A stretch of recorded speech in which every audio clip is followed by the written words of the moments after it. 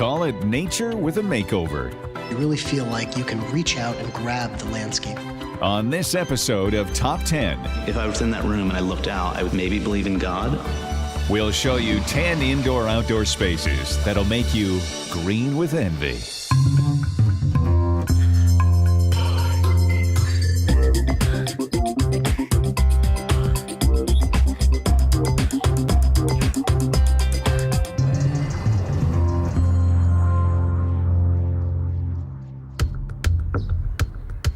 We're turning the house inside out. A great indoor-outdoor space is where the boundaries between indoor and outdoor are blurred. When you start to bring exterior materials inside and interior materials outside, when you start to bridge the gap in function so you have an interior dining table turn into an exterior dining table, that's where you really start to bring the language of nature inside and the language of architecture out. It's also what makes the house feel much, much larger because it extends the house. Our eyes go beyond our indoor space, so our outdoor does become part of our living environment.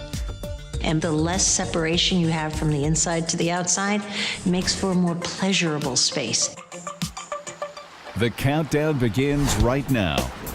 Our number 10 indoor-outdoor space will have you running for the hills. Beverly Hills.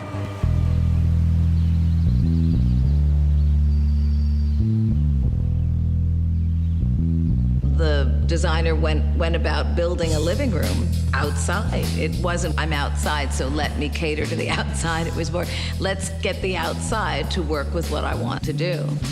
I think the reason why the loggia works is because it really tries to capture the feeling of Italian design without looking like a cartoon of Italian design. We have some elements, whether they be sort of the antique table and chairs, that really sort of set that mood. But at the same point, we have pieces that are designed to be sort of relaxed and comfortable and sort of encourage you to linger.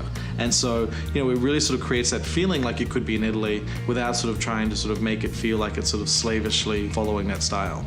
Slip-covered sofas, wing-back chairs, a formal antique dining table, and even chandeliers. This outdoor space screams stately, rustic style. It has an old-world charm where all of the materials chosen seem to have a very kind of cohesive, weathered palette, which really in some ways makes them feel like a 15th century castle with worn stone floors, worn, weathered walls. And because of that, it feels warm and inviting and comfortable. Such an outdoors feeling, it's wonderful. Yet it's got a warm, enclosed feeling because of the curtains and the archways. This space is so interesting because it's like a proper living room and dining room, and yet it's outside and it's protected.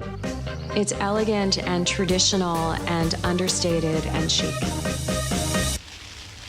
Breathtaking is the only word that can describe this room and its view. At number 9 on our list, this beachfront home sits just 120 feet from the Pacific on Venice Beach. It's basically a glass house, and the views are extraordinary.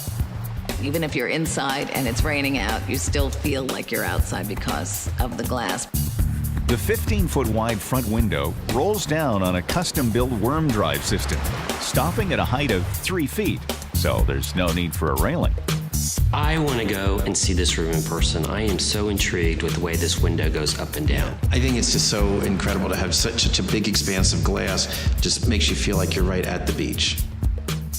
I think it is so fabulous because when you're inside, even with the window down, you feel like you're outside, and that always contributes to people feeling more celebratory. It's a very fabulous atmosphere. A custom fireplace designed by architect Hertz is made from industrial aluminum scraps and a gas line hidden in the floor. And an Aero Arneo bubble chair rounds out the view. This is, design porn. I mean, to look out and be able to see, that huge expanse and to feel when you're inside as if you're outside all the time. I mean, that to me is heaven.